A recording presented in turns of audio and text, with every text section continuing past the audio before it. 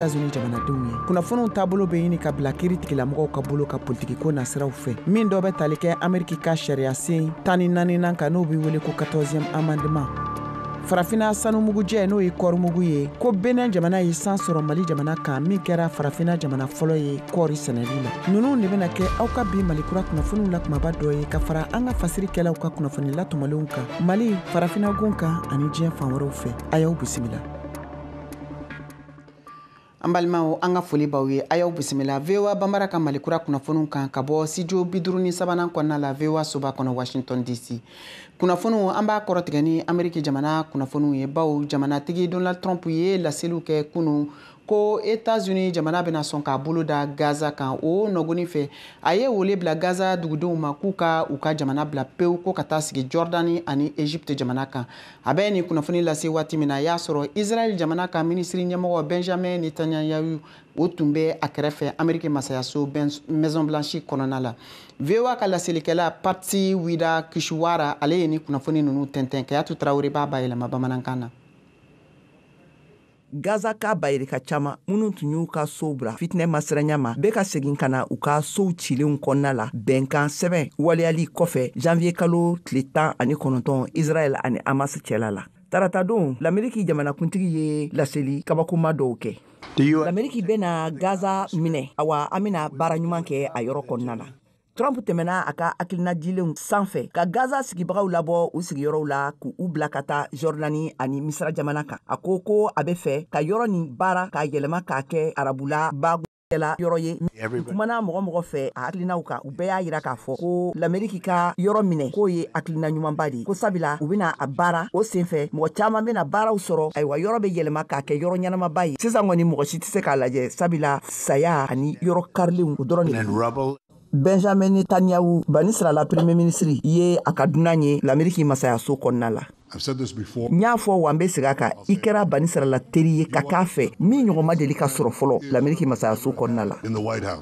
Trump ma laselikɛ fɔlɔ a bɛ fɛ ka Gaza minɛ cogoya minnu na. Nin y'a kalo 15 ye fitinɛ bilen sigira a yɔrɔ kɔnɔna na. L'Amérique sɔrɔdasiw bilali ka taa a yɔrɔ kɔnɔna na ma wuli ka bɔ yen fɔlɔ a fɛ. An t'a dɔn Gaza minɛli bɛna kɛ cogoya min na Trump fɛ ka da a ka laselikanw kan. Ka dɔ fara Abraham bɛnkanw kan Riyad a seginna laɲiniw kɛ bɛnkan nin ka k'a la kɛɲɛ banisirala ani arabu jamanaw ni ɲɔgɔn cɛla la san 2020 waati ninnu na. Magan jamana ye a yira k'a fɔ k'a tɛna sɔn banisirala ka lakodɔnniyaliw ma ko fo ni dansigi kɛra ani Gaza fitinɛ nin na awa ko a laban fɛnɛ na Palestiniens u ka segin u ka se k'u ka jamana sigi u yɛrɛ ye.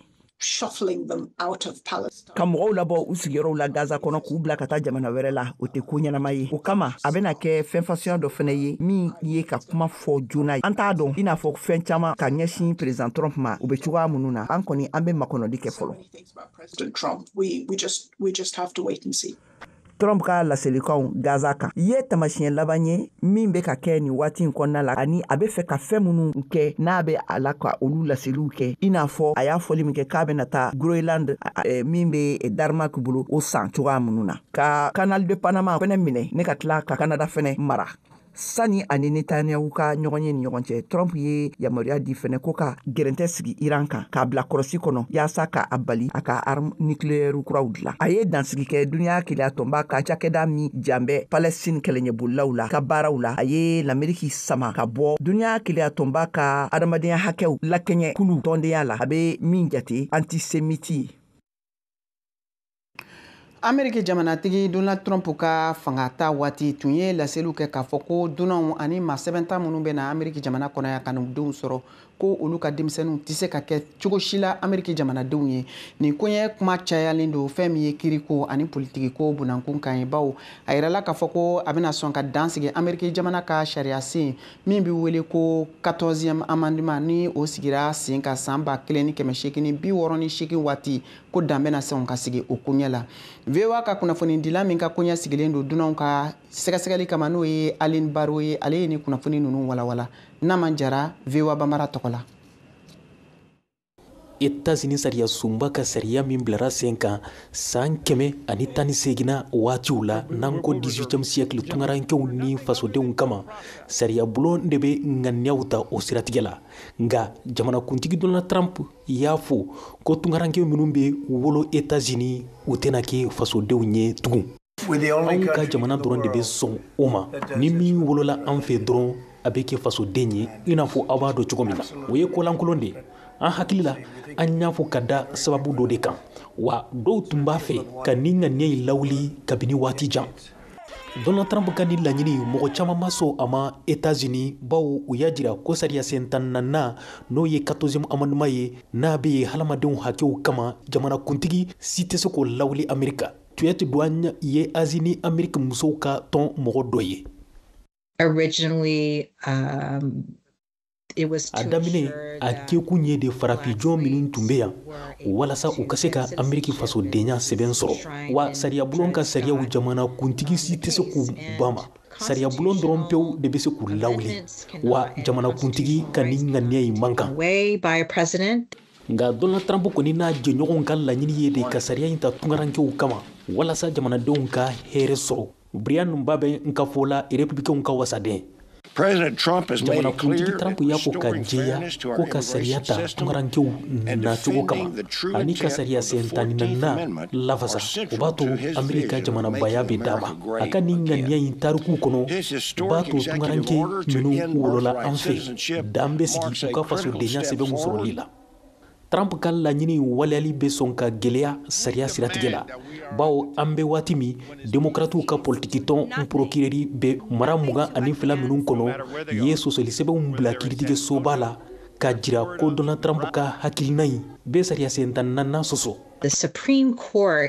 kiiritigɛsoba tun y'a jira ko tungaranke minnu bɔra Chine n'u ka ca a ka gɛlɛn u ka jamana sɛbɛn sɔrɔ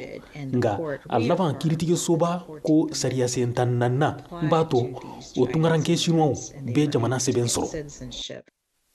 Seattle mara kiiritigɛla ma sɔn ka Donald Trump ka ŋaniya in waleya fɔlɔ bawo a kuma bɛ senna k'a bɛna bila kiiritigɛsoba bolo kan ni Trump ka ŋaniya in waleyara tungaranke minnu bɛna wolo sisan ani minnu fana ma wolo sɛbɛn sɔrɔ fɔlɔ a bɛ sɔn ka kɛ kɔlɔlɔ ye u ma an bɛ taa Mali jamana kɔnɔna la kɛrɛnkɛrɛnnenya la Segu mara la u ka fɛrɛkɛnɛba min bɛ wele ko Festival sur le Niger walima Segu Art o daminɛna kunu tarata février kalo tile 4 san 2025 a ko ladilanna n'o ye Atayer Mayiga ye VOA Bambara ye wele bila ale ma nin waati in na a bɛna ka na an ka ɲininkaliw jaabi Atayer i n'u la ayiwa bisimila an b'a dɔn k'a fɔ Segu fɛrɛkɛnɛ kurubon karila kunu tarata awa ɲinan ta a sigilen don mun kan ni ka ɲininkali la i n'a fɔ cogo min na i b'a la a daminɛna kunu février kalo tile 4 mais a bɛ continue fo février kalo tile 5 na édition an ye activité bɛɛ lajɛlen sabula san tɛmɛnenw na sécurité kama an ye activité dɔw kɛ a ɲinan an y'a bali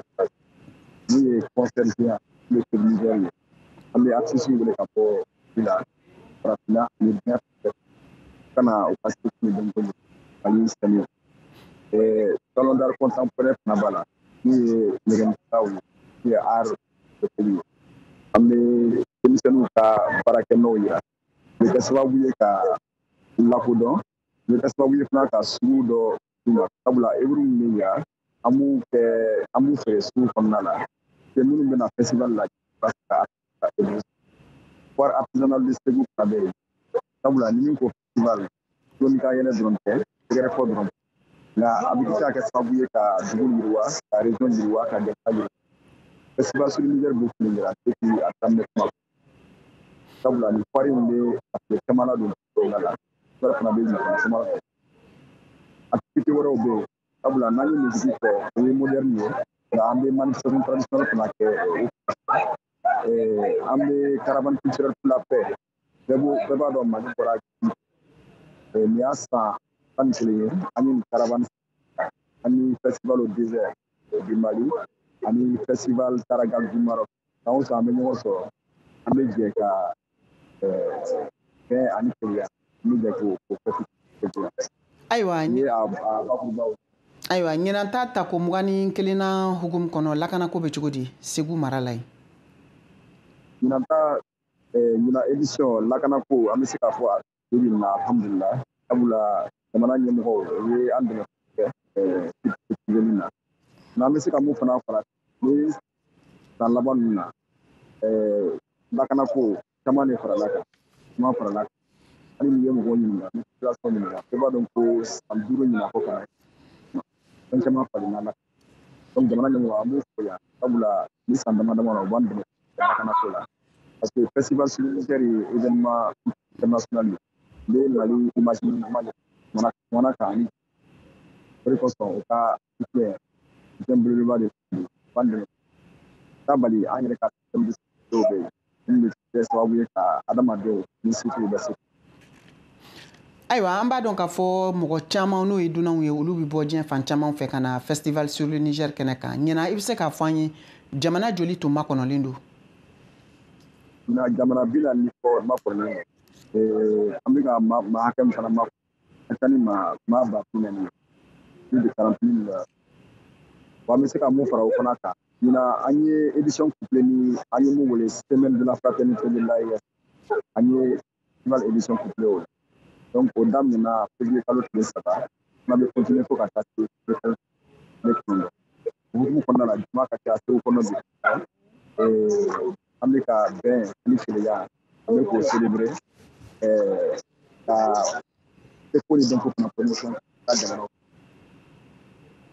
Ayiwa an ka foli b'i ye kosɛbɛ nin tun ye Atayer Mayiga ale ka laseliw ye Festival sur le Niger o kolagilana dɔ don ka bɔ Segu mara la nin bɛna don an ka jɛmukan ta ko filanan hukumu kɔnɔ o kosɔn an b'a ɲini aw fɛ aw ka to an ka jabaraniso ani radio fiɲɛ siraw kan aw k'an bɛ sɔnni.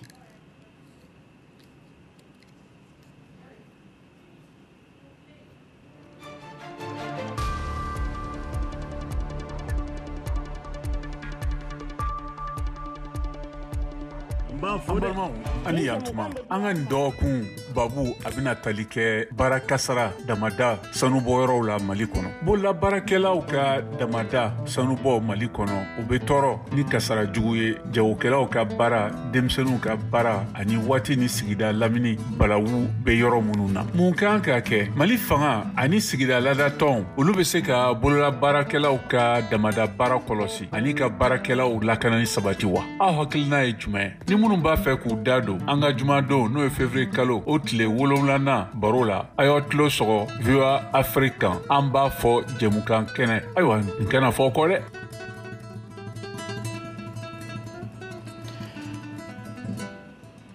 An balimaw an ka foli b'aw ye a y'aw bisimila hali bi aw sɔgɔlen don VOA Bambara ka Malikura kunnafoniw na ka bɔ studio 53 kɔnɔna la Washington DC an bɛ taa ni kunnafoniw ye Benin jamana kan baw farafinna sanumugujɛ n'o ye kɔɔri ye a yirala k'a fɔ ko Benin jamana ye san sɔrɔ Mali jamana kan min kɛra jamana fɔlɔ ye farafinna gun kan min ka kɔɔri sɛnɛta ka ca ni jamana bɛɛ lajɛlen ye o kosɔn u ka jamanatigi Patrice Talon ye laseliw kɛ k'a fɔ k'u bɛna bayɛlɛmali baaraw don ba la min bɛna kɛ ni u ka cakɛda belebelew sigili ye kɔɔri a bayɛlɛmali la Benin jamana kɔnɔna la Kayatu Tarawele ale b'o kunnafoniw lase.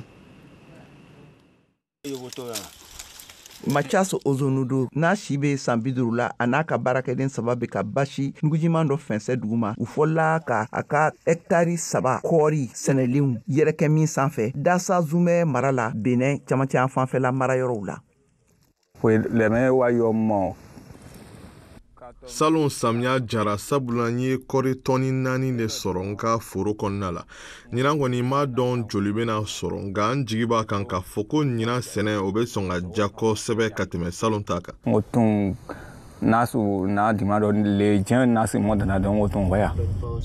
Nin ye a kalo caman ye kɔɔri ɲinini jamana fɛ fanga bonyana kosɛbɛ. Benin ne a ka fasojama $13 bɛ fadenya kɛ Mali fɛ kɔɔri sɛnɛ ɲɛkunya minɛni la farafinna gun kan. U ka jamana kan ka kɔɔri tɔni 669 ɲɔgɔnna de sɔrɔ ka bɔ san 2024 na ka taa se san 2025 campagne senfɛ ka da Mali u faden kɛ taa tɔni 569 kan. Letonji Beheton, ale ye CP Benin directeur Baye. Le Bénin est aujourd'hui Benin de bɛ ten kan kɔɔri sɛnɛ la farafinna sabula san 2021 an ye kɔɔri mun sɔrɔ o bɛ taga fo tɔni 765 la wa o fanba bɛɛ bɔra ka taga Bangladesh ani diɲɛ jamana wɛrɛw kɔnɔna la nka bi an ye fɛɛrɛ mun bila sen kan CP Benin sababuya la o b'a to an na se ka tɔni 40,000 bayɛlɛma an ka jamana kɔnɔna la san o san k'o kɛ fini ani fɛn wɛrɛw ye. où nous passons de la fibre au vêtement. Fo ka se bi ma Benin tun be a ka kɔɔri sɛnɛni nabɔ ka taa jamana wɛrɛw la kɛrɛnkɛrɛnnenya la Bangladesh ani Chine nga ni waati kɔsada ninnu na u yɛrɛ ye u ka usines jɔ u be kɔɔri nin bayɛlɛma ni a be wele nazarakan na ko made in Benin yaasa nin baara in be se ka ɲɛ sɔrɔ Benin ye zone industrielle n'a tɔgɔ ko Glodigbe GDIZ sigi sen kan jamana bayanfan fɛ. Aujourd'hui, la GDIZ Bibi na GDIZ kɔɔri bayɛlɛma cakɛdaba tun se ka kɔɔri tɔni 40,000 de bayɛlɛma waasa ka se ka Benin ka kɔɔri sɛnɛlen bɛɛ lajɛlen bayɛlɛma an ka jamana yɛrɛ kɔnɔ yan fo an ka kɔɔri bayɛlɛma cakɛda 30 ni kɔ ɲɔgɔnnaw de dayɛlɛ n'an sera ka o bila sen kan san 5 san 6 nataw la an na se k'an ka kɔɔri bɛɛ lajɛlen bayɛlɛma k'u parata an ka jamana kɔnɔ. Quasi-totalité de notre production de fibres. Kɔɔri bayɛlɛma usine ninnu na baara minnu be kɛ yen nɔ olu de filɛ nin ye u be fale bɔ u be dali kɛ u be galadonw fɛnɛ kɛ awa u be tricotage fɛnɛ kɛ fini minnu be bɔ kɔɔri la san 2024 camancɛ la GDIZ ye a ka fini fɔlɔw n'a a hakɛ tara bɛn fɛn 80 ɲɔgɔnna ma labɔ jamana kɔ kan k'a feere nazaraw ka fini feere butigiba n'a tɔgɔ ko Kiabi ma. Il y a un certain nombre de gens qui vont kɔɔri cakɛda ninnu sira fɛ maa caman na se ka baara sɔrɔ wa o bena se ka kɛ nafolo sɔrɔ sira fana ye maa caman fɛ sabula bolofara caman bena se ka dayɛlɛ dɔw bena nafa sɔrɔ o siraw fɛ wa o b'a to kɔɔri bayɛlɛmali bena sankɔrɔta Benin jamana kɔnɔna la cogo min na ka se ka bɔnɔgɔla siraw sankɔrɔta. Le secteur est diversifié et donc GDIZ ka fini dilanenw caman bilalen bɛ ka u yira mɔgɔw la so dɔ kɔnɔna na i be t-shirtiw y'a la chemisew b'a la pantalonw musow ka finiw ɔrɔbuw ani sɔrdasiw ani polisiw ka uniformew ye serviette fɛnɛ min be kɛ ka farikolo jɔsi ani mɔgɔw be da dara minnu ka fɛnɛ ka a la. Ici, on a fait le choix d'utiliser le coton. An be baara kɛ ne yan kɔɔri bɔlen de ye yaasa a be se ka don ba la. Filanan ye min ye kɔɔri ye fɛn na wasolen de ye ka tɛmɛ fɛn fasɔn wɛrɛw kan i n'a fɔ nilon ninnu o de fɛnɛ y'a to an b'a ta. An be fɛn minnu dilan ni kɔɔri ye yan nɔ n'i y'a dun a ka fisa farikolo ma. A kɛra sababu ye mɔgɔw be se ka baara sɔrɔ k'a kɛ sigidaw la. A filanan a be sɔrɔ nasiraw fɛnɛ yakubaya la wa waati o waati ni wulila a fɛnw ɲinini na i b'u sɔrɔ i yɛrɛ bolokɔrɔ i nagakɔrɔ. Bagiw tɛ i y'a san k'a fɔ ka a si bi dan kalo 3 kalo 4 walima kalo 8 ɲɔgɔnna la furututu a b'o de kɛ i bolo. C'est comme si on les prenait juste à la sortie de la chaîne. Waati surunin kɔnɔna la Benin faamaw kɛlen bɛ k'a danatigɛ ka u ka kɔɔri sɛnɛnin 250 ɲɔgɔnna bayɛlɛmaliw kɛ u yɛrɛ ka jamana kɔnɔna la ka sɔrɔ ka a tɔ 250 labɔ ka taa u feere jamana kɔ kan. Burkina Faso u ka jamana ɲɛmɔgɔw ye hakilijakabɔ kɛ k'u ka jamanatigi kɔrɔ Toma Sankara bolominɛnkɔrɔw ɲinini daminɛ ka fara ɲɔgɔn kan ko min bɛna labila yɔrɔ sagonin dɔ la n'o bɛ wele ko musée u y'a yira k'a fɔ ko u ka nin jamanatigi min ka wulikajɔ fanga bonyana san 1983 waati walasa ka se ka u ka jamana ka yɛrɛma hɔrɔnya baaraw sinsin ko a tɔgɔla yɔrɔ kɛrɛnkɛrɛnnen n'o bɛ wele ko musée Sankara u bɛna datigɛ. Gildas Da, VOA Bambara Togola, ale b'o kunnafoniw lase ka bɔ Wagadugu. Toma Sankara kanubagabaw cɛma k'u ka wedrawogo b'a la conseiller pédagogique min ye baara kɛ k'a ka lafiɲɛ ta a sigini bɛ bobo ala ma mɛn nin cɛ nin ye kunnafoni di sɛbɛn dɔ min bi ni a damana jɔyɔrɔ ye di dɔnko seko ani kɔrɔlenko ministère ma nin kunnafoni di sɛbɛn nin kɔnɔ ko bɛ kuma senna tagamaw de kan ani a bɛ kunnafoni jɛniw di ka taa Toma Sankara fagali la ale min Burkina Faso révolution ɲɛmɔgɔ ye. Hakili jiginra journal kɔrɔ dɔ la min tun bɛ n fɛ kabini Toma saya san Toma fara a tile 14 journal nin bɔra ne y'a journal san Jeune Afrique mais journal bɔra tile 2 tile 3 u y'a bɛɛ cɛ ka bɔ kiosque kɔnɔ u y'a bɛɛ dogo mɔgɔ minnu sera ka dɔw san dɔw y'a multiplier k'a feere clandestinement parce que n'u tun y'a y'i bolo ayiwa kojugu t'u bolo donc ne ye n ta dogo fo ka se bi ma ka kɛɲɛ ni gouvernement ka laɲinita ye k'a yira sɛbɛnkɔrɔw minnu be kumana Thomas Sankara kan ani Thomas Sankara yɛrɛ ka minɛnkɔrɔw ka sɔrɔ k'o fara ɲɔgɔn kan k'u ka Ouédraogo ye latigɛ ta ka nin kunnafoni sɛbɛn nin di. O sɛbɛn nin a y'a mara ka ɲɛ kabini san 38. Photo minnu bɛ yen, journal article minnu bɛ yen, a bɛ kɛ sababu ye k'an denw n'a mamadenw kalan ka jamana kojaw ye ka baara kuntanw b'o kunkolo la o k'a lɔn adamaden ka kan k'i yɛrɛ di i faso ye komi Thomas Sankara y'a yɛrɛ di Burkina ye. Décembre kalo de la san 2024 ko gouvernement y'a laɲini kɛ ko sɛbɛnkɔrɔw min bɛ kuma Thomas Sankara kan a n'a ka manankɔrɔw ka kafo ɲɔgɔn kan.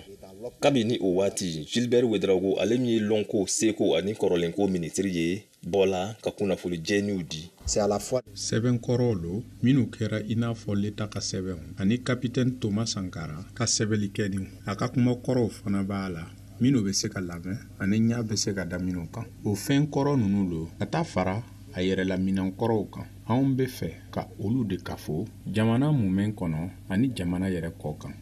Ni hakilina ɲuman min taara nin cogo nin na bɛnna Musbila Sankara ma. Ale min ye jɔyɔrɔba ta révolution waati la ani fana ale ye Thomas Sankara facɛ fitini ye.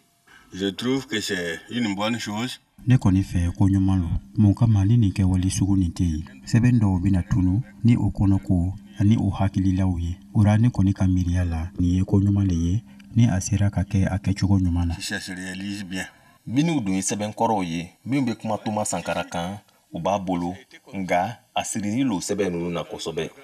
Sɛbɛn tɔw o taara ni olu ye waati min na o y'a minɛ Thomas Sankara fagani kɔfɛ. J'ai quelques courriers mais j'ai sɛbɛn dɔw bɛ ne bolo nga o bɔra a bolo ka don ne bolo de. Sɛbɛnw don minnu Front Populaire waati la kunnaja la o ma se olu ma waati min na o nana minɛnw cɛ. Nga o sɛbɛn ninnu fana kɔnɔ ko ye dukɔnɔkow de ye. Sɛbɛn kɛrɛnkɛrɛnnenw don minnu ma da la ko nafaba b'a la k'u da kɛnɛ kan walima k'u don foroba baarakɛtaw kɔnɔ a n'a ɲɔgɔnna. Hakilina min taara fana ka taa sɛbɛnkɔrɔw kafo la min bɛ kuma Thomas Sankara kan bɛnnen lo fasodenw ma. Issouf Bamba ani Alassane Sori b'o ɲɛfɔ anw ye. A bɛna kɛ ko ɲuman ye an ka denmisɛnw fɛ pour que gouvernement fana ka se ka o yɔrɔ fana ta ka an ka kalan an ka enseignement bolo min tagani bɛ éducation yɔrɔ fan fɛ a ka kɛ fɛn ye min bɛ se voilà ka bila kɛnɛ kan denmisɛnw ka ta o sira fɛ ka se ka dugu fana ta ɲɛfɛ. Voilà, donc an y'a bara ngo yɔrɔ fan fɛ a bɛna kɛ ko ɲuman ye. Par exemple an n'o jeunes anti Thomas Sankara lɔ kosɛbɛ an kɔni y'a mɛn o b'a fɔ ko c'était un grand révolutionnaire. Voilà, n'o ye hakilina ta ka se ka a ka kɛwalew archiver a bɛna kɛ sababu ye ka information bɛɛ sɔrɔ Thomas Sankara ra. Voilà, k'a bila jamanadenw fɛ jamanadenw ka se ka Thomas Sankara lɔ ka ɲa kosɛbɛ. Rigobert Tiendrebego sɛbɛnkɔrɔ mara kanu bɛ ale min na lo ye Association pour la promotion des archives du Burkina bila sen kan ka taa fara archive Burkina kan. Bɔlɔlɔsira lo maa 200,000 bɛ ale min kɔnɔ. A ka fɔ la nin bɔlɔlɔsira nin fana kɔnɔ dakabanankow b'a la. À travers les ni anw ka bɔlɔlɔ kɔnɔmɔgɔw ye o bɛ fɛn minnu tilan ani kunnafoni minnu o b'a don anw ye sɛbɛnkɔrɔw sɔrɔ minnu bɛ kuma Thomas Sankara kan ka taa fara mɔgɔ wɛrɛw kan an ka miiriya yɛrɛ kun ma se mɔgɔ minnu ma. Mɔgɔ dɔw minnu kun bɛ ni sɛbɛnw ye o yɛrɛ bolo ani kunnafoni yɛrɛ kun b'o fɛ sɛbɛn dɔw kan denbaya dɔw minnu tun bɛ ni kunnafoniw ye Thomas Sankara kan olu bɛɛ y'o jɛnsɛn archive Burkina la. Ka taa bila bi la minnu ye nin bɔlɔlɔsira nin bila sen kan gouvernement ma olu sɛgɛrɛ fɔlɔ ka sɛbɛnkɔrɔw kafo ni minankɔrɔ minnu yɛrɛ ye Thomas Sankara ta ye kun ye ka taa lajɛni le kɛ min bɛna mara kɔrɔlenfɛnw marasow kɔnɔ min bɛna jɔ Thomas Sankara tɔgɔ la Memorial Thomas Sankara kɔnɔ. Gildas Da Ouagadougou VOA Bambara tɔgɔ la. Sisan an bɛna don Saka Tarawele ka farikolo ɲɛnajɛ kunnafoniw na. Saka i n'u la. Madame Traoré n'u la. Ayiwa mun bɛ Mpalan kɔnɔ bi? Mpalan a bɛ deli ka fa i n'a fɔ a bɛ fatiba min na bi taa an bɛna kuma sira 30 de kan k'a daminɛ Burkina Faso nka yan'o cɛ ka foli lase an filɛbagaw ma an lamɛnbagaw bɛɛ lajɛlen Mali kɔnɔ Mali kɔ kan ka taa Burkina Faso k'a jira ko Burkina Faso sira 30 probaton sirantolantana dɔ bɛ yen ni tɔgɔ Yakuba Nasser Tita ale kɔni y'a bolo nɔ bila sɛbɛn na a tun bɛ tɔn min na sirantolantana na Serbie jamana kanu tɔgɔ Étoile Rouge a bɔr'o la a bɛna taa Angleterre tɔn na min tɔgɔ ko Wolverhampton o kɔni sɛbɛn bilalen bolo nɔ bilalen sɛbɛn na o kɛra ntɛnɛn tɛmɛnen Wolverhampton yɛrɛ ɲɛmɔgɔyaso ye a kunnafoni lase ntɛnɛn tɛmɛnen kuna si a ka kɔlɔlɔ sanfɛ n'o ye site internet ye ani X a ka compte X sanfɛ kunkɔrɔta ko don n'i b'a dɔn ko Giga Nasser san 23 don a bɛ ntolantan Burkina Faso fana na kɔfɛma don n'an ko défenseur central wari a musaka ka ca kosɛbɛ ka bɔ Serbie ka taa Angleterre a bɛ t'i jɔ euro miliyɔn 12 la a ka tɔn a ye ntolantan daminɛ min fana na Burkina Faso n'o tɔgɔ ko Vitesse FC o bɛna a bolo nɔ kunkɔrɔta ko don n y'a fɔ cogoya min na o bɛna CFA wari miliyɔn 500 ani miliyɔn 70 sɔrɔ hali y'a sɔrɔ a ɲɛmɔgɔ y'a yira Bewa Lasike Kader Traoré ka kuma baranin na ko a tɛna se ka kuma fɔlɔ ko musaka ma don fɔlɔ nka o kɔni o kɛra ko ɲumanba ye n'an bɔra yen an bɛna Mali la sirantolontan bunakun kan halisa min ye CAN ye Maroc bakɛmɔni 5 o ɲɔgɔndanw o labɛnniw kuma bɛ o de kan sisan ka se ka sirantolontan kɔrɔ don labɛnw siratigɛ la an ni Mali sirantolontan kɔrɔ don masala la kan min ye Abdulkarim Makasuba ye an ka Abdulkarim Makasuba lamɛn. Balontanna kɔrɔ jɔyɔrɔ kan ka kɛ min ye ka gɛrɛ kuraw la minnu bɛ yen nɔ bi n'olu bɛ ka jamana jɔnjɔn ta donc k'olu k'u ladi k'u bilasira bon o de tun kan ka kɛ kabi fɔlɔ a tɛ ka kɛ jamana caman b'a kɛ Côte d'Ivoire CAN in dara mun kan Sénégal taara CAN mun ta Sénégal taara ni Sénégal autorité ye balontanna kɔrɔ 37 de ta k'u don avion kɔnɔ ka taa u loger k'u fɛn bɛɛ kɛ olu de bɛ taa ka taa conseil di entraîneurs ani joueurs ma Mali bɛ taa CAN na balontanna kɔrɔ kelen tɛ taa bon n'i y'a ye fana Côte d'Ivoire filɛ olu tun bɛ taa i tun bɛ Drogba ni fɛn ninnu ye Eto'o ninnu i b'u bɛɛ Cameroun vestiaire kɔrɔ u bɛ taa o mɔgɔ dɛmɛ Burkina taara ni mɔgɔ 8 ye Côte d'Ivoire kɔrɔlen bɛɛ tun bɛ yen Mali la hali kelen ma ta ka taa kuma tɛ ka taa fo quoi parce que a tɛ ɲɛ mun kɔ o de y'o ye quoi a bɛ san 25 bɔ bi Égypte bɛ taa ni mɔgɔ entraîneur 7 san o san Coupe d'Afrique phase finale 2 fɛn fɛn u bɛ taa ni entraîneur 7 ye